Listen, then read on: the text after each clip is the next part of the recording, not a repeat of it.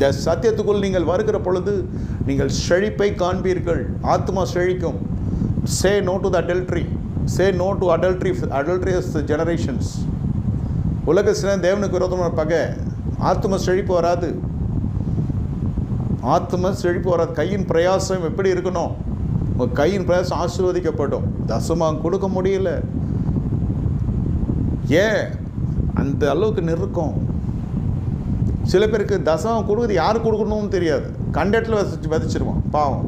முள்ளுள்ள இடம், கல்லுள்ள இடம், முகஸ்துதிக்காக. ஏன்னா சொந்தக்காரன் ஊழியம் பண்ணுறான், அவனுக்கு அனுப்பிச்சி விட்டுருவான். சத்தியத்தை கேட்கறது ஒரே இடம், தேவ சபையில் இருக்கிறது ஒரே இடம், இது அனுப்புகிற தசமகம் வேறு இடம். எல்லாம் கர்த்தரோட விருத்தி செய்கிறாங்கன்னு கேட்டால் இதெல்லாம் சுயநீதி. ஆதி உபாகமம் 12 சொல்லுது, சர்வங்க தகன பலியை கண்டெடுத்தல் செலுத்தாதிருப்பாயாக. தேவன் தெரிந்து கொள்ளப்பட்ட ஸ்தலத்தில் இரு.